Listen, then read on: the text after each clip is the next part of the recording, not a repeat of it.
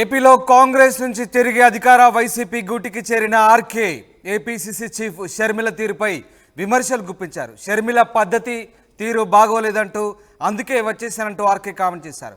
కాంగ్రెస్లో కానీ షర్మిల దగ్గర కానీ పద్ధతి పాడు ఏమీ లేదంటూ ఆర్కే ఘాటుగా విమర్శించారు. సీఎం జగన్ను తిట్టాలని పదే పదే చెప్తున్నారని, రాజకీయ విమర్శల కన్నా వ్యక్తిగత విమర్శలకే షర్మిల ప్రాధాన్యత ఇస్తున్నారని ఆర్కే మండిపడ్డారు. అది తనకు నచ్చలేదని, జగన్ తనను 2 సార్లు ఎమ్మెల్యే చేశారని ఆర్కే చెప్పుకొచ్చారు. దీనిపై ఎన్నోసార్లు షర్మిలతో మాట్లాడాను కానీ వినలేదని, అందుకే ఆమెతో నడవడం ఇష్టం లేక విభేదించి సొంత గూటికి వచ్చానంటున్నారు ఆర్కే. మొత్తం మీద మంగళగిరి ఎమ్మెల్యే ఆర్కే తిరిగి అధికార వైసీపీ గూటికి చేరారు. కొద్ది రోజుల క్రితం ఆయన షర్మిలతో కలిసి కాంగ్రెస్ పార్టీలో చేరారు. తిరిగి షర్మిల పద్ధతి, షర్మిల తీరు బాగోలేక వైసీపీ గూటికి చేరారంటూ ఆర్కే కామెంట్ చేశారు. అంతేకాదు షర్మిల వ్యక్తిగత విమర్శలు చేయాలంటూ తనపై పదే పదే ఒత్తిడి తీసుకురావడం వల్లే తనకు నచ్చక ఆమెతో విభేదించి బయటకు వచ్చానంటూ ఆసక్తికర వ్యాఖ్యలు చేశారు. ఎస్, మా ప్రతినిధి కొండవీటి రాజేష్ లైవ్ జాయిన్ అవుతున్నారు. రాజేష్, ఆర్కే చాలా ఆసక్తికరమైన కామెంట్ చేశారు. ముఖ్యంగా షర్మిల వ్యవహార శైలిపైన ఆర్కే చేసిన కామెంట్స్ ఇప్పుడు కాస్త చర్చనీయాంశంగా మారాయి. షర్మిల వ్యక్తిగతంగా జగన్ను టార్గెట్ చేసి మాట్లాడాలంటూ తనతో ఒత్తిడి తెచ్చేది తనతో పదే పదే చెప్తుండేదంటూ ఆర్కే చేసిన ఈ కామెంట్స్ ప్రస్తుతం పొలిటికల్ సర్కిల్లో ఎట్లాంటి డిస్కషన్కి దారితీస్తున్నాయి?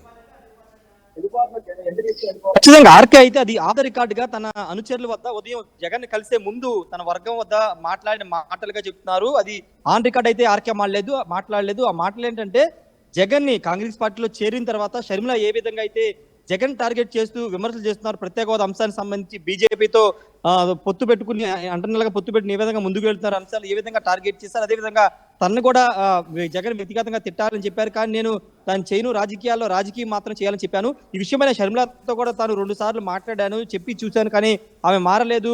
జగన్ని తిట్టాల్సిందంటూ వాళ్ళు చెప్పడంతోనే తాను ఆ పార్టీకి దూరం అవుతున్నాను అని సన్నిహితులు చెప్పారు. కానీ ఈ రోజు జగన్ కలిసిన తర్వాత మీడియాతో మాట్లాడుతూ ఎక్కడ కూడా షర్మిల అంశాన్ని ప్రస్తావిస్తే ఆయన దాటవేస్తున్నారు. షర్మిల అంశాన్ని కానీ పార్టీ ఎందుకు మారాల్సి వచ్చిందనే అంశానిపైన ఆయన క్లారిటీ ఇవ్వలేదు. ముఖ్యమంత్రి జగన్ ఎందుకు కలిశాను, 3వసారి మంగళగిరిలో వైసీపీ జెండా ఎగరవేయడానికి తాను తిరిగి జగన్ కలిశారని మాత్రమే ఆర్కే చెప్పుకునే ప్రయత్నం చేశారు తప్పించి అసలు ఎందుకు వెళ్ళారు, ఎందుకు వచ్చారు, ఎందుకు షర్మిలాని ఎందుకు దూరం పెట్టారనే దానికి సంబంధించి ఒక క్లారిటీ అయితే ఆర్కే ఇప్పటివరకు ఇవ్వలేదు. ఆర్టీవీతో కూడా మాట్లాడుతున్న సందర్భంలో ఈ ప్రశ్న ఆర్టీవీ అడిగిన నేపథ్యంలో షర్మిల ఎందుకు వదిలేసే విభేదాలు వచ్చినాయి అంటే దానికి కూడా స్పందించడానికి నిరాకరించారు. ఎందుకు పార్టీ మారాల్సి వచ్చింది, ఎందుకు మళ్ళీ తిరిగి వైసీపీలోకి రావాల్సి వచ్చిన అంశంపైన కూడా ఆయన సమాధానాన్ని దాటవేసిన పరిస్థితి ఉంది. కానీ చాలా స్పష్టంగా తన అనుచరుల వద్ద అయితే చాలా స్పష్టంగా చెప్పారు. అక్కడ వ్యక్తిగతంగా తిట్టమంటున్నారు, జగన్ ని టార్గెట్ చేసి మాట్లాడమంటున్నారనే తాను విధానాలు నచ్చకే తిరిగి జగన్ గూటికి చేరుకున్నానని చెప్తున్నారు. చాలా రాయబారాలు జరిగినట్టు తెలుస్తుంది. ఎందుకంటే మంగళగిరి నియోజకవర్గంలో కొంత వైసీపీకి ఇబ్బందికరంగా మారిందనే ఒక వాతావరణం కనబడుతుంది. అక్కడ ఇన్ఛార్జి విజయసాయి రెడ్డిని కోఆర్డినేటర్ గా పెట్టిన తర్వాత కొంత ఆయన నియోజకవర్గం మొత్తం తిరిగిన తర్వాత కొంత పార్టీకి కొంత ఇబ్బంది కలిగించే అంశం ఉంది. లోకేష్ కొంత ఎడ్జుందనే అంశాన్ని జగన్ వారికి తీసుకెళ్లిన సందర్భంగా ఆర్కేని తిరిగి తీసుకురావడం ద్వారా వైసీపీ ఓటు బ్యాంక్, ముఖ్యంగా ఆర్కే ఓటు బ్యాంకు బయటికి వెళ్ళకుండా ఉంటుందనే ఒక అభిప్రాయాన్ని చెప్పిన నేపథ్యంలో నిన్న హైదరాబాద్ లో ఆళ్ల రామకృష్ణారెడ్డితో ఆయన సోదరుడు అయోధ్యరామరెడ్డి భేటీ కావడం, తిరిగి పార్టీలో రావాలి, నేను చూసుకుంటాను, జగన్ తో మాట్లాడతాను ఆయన చెప్పిన సందర్భంలో తిరిగి ఈ రోజు జగన్ గూటికి అయితే ఆర్కే వచ్చినట్టు చూస్తున్నాము. 2024 ఎన్నికల్లో 2014-19లో ఏ విధంగా అయితే మంగళగిరిలో వైసీపీ గెలిచిందో అదే విధంగా గెలుస్తుంది. ఆళ్ల రామకృష్ణ తనంతగా తానే వైసీపీని వీడారు, కాంగ్రెస్లో చేరారు. బట్ ఇప్పుడు పరిస్థితి అంతా భిన్నంగా తయారైంది. ఎందుకంటే అక్కడ మళ్ళీ నారా లోకేష్ పోటీ చేస్తారనే క్రమంలో ఎట్టి పరిస్థితుల్లో ఆయనకు ధీటైన పోటీ ఇచ్చే వ్యవహారం ఉండాలి. కాబట్టి ఖచ్చితంగా ఆర్కేని ఏ రకంగానైనా మళ్ళీ పార్టీలోకి తీసుకురావాలనే ఒక వ్యూహంలో భాగంగానే ఆయన్ని తిరిగి వైసీపీ గూటికి రప్పించారనే ప్రచారం అయితే సాగుతుంది. అంటే మొదట బీసీ అభ్యర్థి అని ప్రకటించారు, తిరిగి మళ్ళీ బీసీ అభ్యర్థిపై వ్యతిరేకత రావడంతో తిరిగి మళ్ళీ ఆర్కేని పార్టీలోకి తీసుకురావడంలో ఎవరు కీలక పాత్ర పోషించారు, అసలు ఏం జరిగిందంటే ఆర్కే ఏం చెప్తున్నారు, ఎందుకు బయటకు వెళ్ళారనే అంశంలో క్లారిటీ లేదు. సరే, మరి వైసీపీకి రావడం వెనుక అంతర్యం ఏంటి, మళ్ళీ దీనికి సంబంధించి ఎవరు వ్యూహాలు రచించారు? తిరిగి పార్టీలో రావడానికి కారణం జగన్ మరోసారి ముఖ్యమంత్రి చేసుకోవడం, మంగళగిరిలో వైసీపీని 3వసారి గెలిపించుకోవడం కోసమే వచ్చాను, పేద ప్రజలు ఎస్సీ ఎస్టీ బీసీలు సంతోషంగా ఉన్నారు. ఆ సంతోషాన్ని కొనసాగించే పనిలో భాగంగా జగన్తో భాగస్వామి అవ్వాలనే వైసీపీలో వచ్చానని మాత్రం ప్రెస్ మీట్లో ఆయన మాట్లాడారు. అభ్యర్థి ఎవరైనా సరే, మంగళగిరిలో అభ్యర్థి ఎవరైనా సరే, బీసీ అభ్యర్థి అయినా ఎవరైనా అన్కండిషనల్ గా నా మద్దతు ఉంటుందంటూ ఆర్కే చెప్పుకొచ్చారు. ప్రెస్ మీట్ లో కూడా ఇదే చెప్పారు. ఆర్టీవీతో మాట్లాడుతూ కూడా ఇదే చెప్పారు. కాబట్టి ఇక్కడ బీసీ అభ్యర్థి ఆల్రెడీ గంజి చిరంజీవి ఇన్ఛార్జ్ గా ఉన్నారు. ఆయన స్థానంలో గాండ్రు కమల అభ్యర్థిగా ఉంటారు. ఆమె పోటీ చేస్తారని ఒక ప్రచారం జరుగుతుంది. 4-5 రోజుల్లో దానిపైన స్పష్టత వస్తుందని పార్టీ అధిష్టానం చెబుతున్న నేపథ్యంలో ఇప్పుడు మంగళగిరి ఆర్కే రావడం ద్వారా ఆయన వర్గానికి సంబంధించి ఆయన వర్గం కానీ ఆయనకున్నటువంటి ఓటు బ్యాంకు బయటికి వెళ్ళకోకుండా, అంటే వైసీపీ నుండి టీడీపీకి వెళ్ళకోకుండా కాపాడుకునే ప్రయత్నంలో భాగానే ఆర్కేని తిరిగి తీసుకొచ్చినట్టు తెలుస్తుంది. దానికి కూడా ఆర్కే అదే విధంగా పార్టీ గెలుపు కోసం కృషి చేస్తాను, మూడోసారి మంగళగిరిలో వైసీపీని గెలిపించుకోవడం కోసం ప్రయత్నిస్తానని ఆర్కే చెప్పిన నేపథ్యం చూస్తే కనుక ఖచ్చితంగా కొంత విడిపోవడం కంటే ఓటు చీలిపోతుందనే భావనలోనే తిరిగి ఆర్కేని తీసుకొచ్చినట్టే తెలుస్తుంది. చూడాలి మరి ఎలాంటి ఈక్వేషన్స్ చోటు చేసుకుంటే ఆర్కే రేపు నుంచి పూర్తి యాక్టివ్ గా మంగళగిరిలో తిరుగుతారా లేదా అనేది చూడాల్సి ఉంది. మరోవైపు కాంగ్రెస్ పార్టీ మాత్రం ఇప్పుడు ఎందుకు సడన్ గా వెళ్ళిపోయారనే దానిపైన మాకు స్పష్టత లేదని కాంగ్రెస్ పార్టీ చెబుతుంది. మరి దీనిపైన షర్మిల 2-3 రోజులు బయటకు వస్తారు కాబట్టి ఆమె ఏమి క్లారిటీ ఇస్తారో చూడాల్సిన అవసరం అయితే ఉంది. Right, thank you very much Rajesh, thanks for the update. ఇది మొత్తమైన కాంగ్రెస్ పార్టీ నుంచి తిరిగి వైసీపీ గూటికి చేరారు మంగళగిరి ఆర్కే.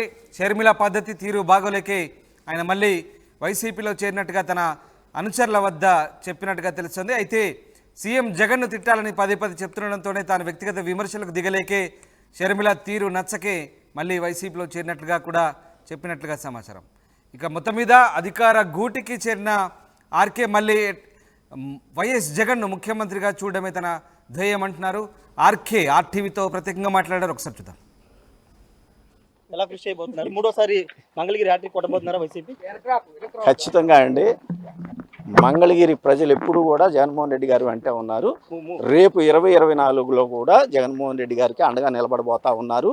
బీసీ సామాజిక వర్గానికి సంబంధించినటువంటి ఎవరికి సీట్ ఇచ్చినా కూడా ఈ రాష్ట్ర ప్రజలు ఈ మంగళగిరి ప్రజలు పూర్తి స్థాయిలో జగన్మోహన్ రెడ్డి గారికి అండగా ఉంటారు. అంటే లోకేష్ ఒకవైపు ఖచ్చితంగా ఈసారి గెలవబోతున్నామని వాళ్ళు ధీమా వ్యక్తం చేస్తున్నారు. అందుకే మంగళగిరిని వదిలేసి ఆయన బయట తిరుగుతున్నారు. గెలుస్తామన్న ధీమా ఉండోడు ఎవరు కూడా అట్లా మంగళగిరిని వదిలేసి ఎక్కడికి పోరండి. వాళ్ళకి తెలుసు మంగళగిరి ఓడిపోతున్నామని, మంగళగిరి ప్రజలు వాళ్ళని ఓడిస్తారని తెలుసు ఆయనకి, లోకేష్ గారు. సరే అండి, మహిళకి ఇవ్వబోతున్నారు కాండ్రు కమల పేరు వినబడుతుంది. తెలీదండి, నాకు అది తెలీదు. జగన్మోహన్ రెడ్డి గారు ఎవరికి ఇచ్చినా నేనైతే పనిచేస్తానండి వైఎస్ఆర్ కాంగ్రెస్ పార్టీ. ఎందుకు మనసు మార్చుకోవాల్సి వచ్చింది సార్? మనసు మార్చుకోవడం కాదు, నేనేం చెప్పాను, ఇవాళ ఎస్సీ ఎస్టీ బీసీ మైనార్టీలకి జగన్మోహన్ రెడ్డి గారు ఇంకొక 30 సంవత్సరాల పాటు ఈ రాష్ట్రానికి ముఖ్యమంత్రిగా ఉంటే పేదవాడు గొప్పవాడు అవుతాడు కాబట్టి ఆయనకు అండగా నిలబడాలి. మీరు పార్టీ ఎందుకంటే సడన్ గా వెళ్ళి మళ్ళీ ఎందుకు రావాల్సి వచ్చింది? అయ్యే చెప్పే కదా తమ్ముడు. అంటే కాంగ్రెస్ పార్టీలో ఏమైనా ఇబ్బంది అనిపించింది? కాంగ్రెస్ పార్టీలో ఏమైనా ఇబ్బంది అనిపించిందా? ఇబ్బంది అనిపించింది? అసలు ఏం మాట్లాడుతున్నావు, ఏం అడుగుతున్నావు సార్? అంటే మీరు చెల్లారు కదా కాంగ్రెస్ పార్టీ. ప్రధానంగా చెప్పారు సార్, పార్టీ మాటలు ప్రధానమైన కారణం మొత్తం ఒకటే చెప్తున్నారు. మంగళగిరికి సంబంధించి రాబోయే ఎన్నికల్లో 2024లో వైఎస్ఆర్ కాంగ్రెస్ పార్టీ హ్యాట్రిక్ కొడుతుందని చెప్తున్నారు. షర్మిలకు సంబంధించి పార్టీ మార్పుకు సంబంధించి ఆయన స్పందించడానికి నిరాకరిస్తున్నారు. ఎందుకంటే కాంగ్రెస్ పార్టీకి సంబంధించిన వెళ్ళిన అంశం ఆయన ప్రస్తావిస్తే కనుక ఆయన మాట్లాడడానికి నిరాకరించిన పరిస్థితి ఉంది. ఏదేమైనప్పటికీ వైఎస్ జగన్ సమక్షంలో అయితే ఆయన వైఎస్ఆర్ కాంగ్రెస్ పార్టీ తిరిగి జాయిన్ అయ్యారు. కొద్ది రోజులు మాత్రమే ఆయన కాంగ్రెస్ పార్టీలో ఉన్నారు. ఇప్పుడు మూడోసారి వైఎస్ఆర్ కాంగ్రెస్ పార్టీని గెలిపించడానికి మంగళగిరిలో పనిచేస్తాను, అభ్యర్థి ఎవరైనా సరే వాళ్ళ కోసం కృషి చేస్తానని మంగళగిరి ఎమ్మెల్యే ఆల రామకృష్ణారెడ్డి చెప్తున్నారు. మరి ఆయన ఎందుకు వెళ్ళిపోయారు, ఎందుకు వచ్చారని దానికి సంబంధించి ఆర్టీ వెడ్డింగ్ ప్రశ్నకు కూడా ఆయన సమాధానం దాటవేశారు. షర్మిల సంబంధించిన వ్యవహారం పైన కూడా ఆయన సమాధానం చెప్పడానికి నిరాకరించిన పరిస్థితి ఉంది. కెమెరా పర్సన్ నానితో రాజేష్, ఆర్టీవీ, తాడేపల్లి నుండి. ఈ రోజున మంగళగిరిలో తిరిగి వైఎస్ఆర్ కాంగ్రెస్ పార్టీని గెలిపించడానికి మూడవసారి నేను తిరిగి వైఎస్ఆర్ కాంగ్రెస్ పార్టీలోకి జగన్మోహన్ రెడ్డి గారి దగ్గర చేరడం జరిగింది. పేదవాడు శాశ్వతంగా వాళ్ళ జీవితాల్లో సంతోషంగా ఉండాలి, పేదవాడు గొప్పవాడు కావాలి, ప్రతి మధ్యతరగతి కుటుంబంలో కూడా ఎస్సీ ఎస్టీ బీసీ మైనార్టీలు అందరూ కూడా వాళ్ళ జీవితాల్లో వెలుగులు నింపడానికి జగన్మోహన్ రెడ్డి గారు చేస్తున్నటువంటి కార్యక్రమాల్లో ఒక 2 నెలల కాలం పాటు నేను పక్కకు వైదొలిగినటువంటి పరిస్థితి నుంచి మళ్ళా తిరిగి ఆ జగనన్న బాటలో నడవాలి అని చెప్పేసి నేను నిశ్చయించుకొని తిరిగి రావటం జరిగింది.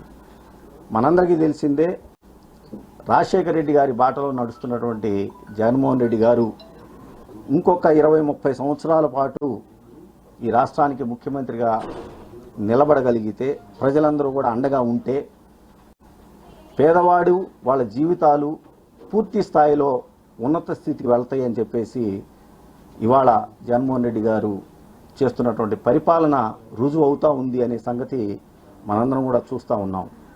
వైనాట్ 175లో నేను కూడా భాగస్వామిని కావాలని, అదేవిధంగా 25కి 25 పార్లమెంటు స్థానాలు కూడా తిరిగి వైఎస్ఆర్ కాంగ్రెస్ పార్టీ కైవసం కావటానికి నా వంతు కృషిగా నేను పనిచేస్తూ ఇవాళ జగన్మోహన్ రెడ్డి గారికి చాలా స్పష్టంగా చెప్పుకోవడం జరిగింది. 2014 నుంచి 2024 వరకు కూడా 2 సార్లు నాకు ఆయన మంగళగిరి శాసనసభ్యుడిగా అవకాశం కల్పించినందుకు ఆయనకి ధన్యవాదాలు తెలియజేస్తూ, అన్నా మీరు ఏ అభ్యర్థిని మంగళగిరిలో మీరు ఇచ్చినా కూడా ఆ అభ్యర్థి విజయానికి పూర్తి స్థాయిగా అన్కండిషనల్గా నేను పనిచేసి ఖచ్చితంగా తిరిగి 3వసారి మంగళగిరిలో వైఎస్ఆర్ కాంగ్రెస్ పార్టీ గెలుపుకి నేను పనిచేస్తానని చెప్పి చెప్పడం జరిగింది. ఇటువంటి పరిస్థితుల్లో ఇక నుంచి అన్నకి నేను చెప్పడం కూడా జరిగింది, పేదవాడికి ఏ విధంగా అయితే ఈ రోజున జరుగుతున్న అదే ప్రతిపక్షాలన్నీ కూడా చూసాం. 2009లో రాజశేఖర రెడ్డి గారి మీద ప్రతిపక్షాలన్నీ కూడా ఏకమయ్యి ఏ విధంగా అయితే మరి రాజకీయంగా వచ్చినాయో ఆ రోజున ప్రజలందరూ కూడా రాజశేఖర రెడ్డి గారికి అండగా నిలబడ్డారు. అలాంటి పరిస్థితి మళ్ళా తిరిగి ఈ రోజున వస్తూ ఉంది.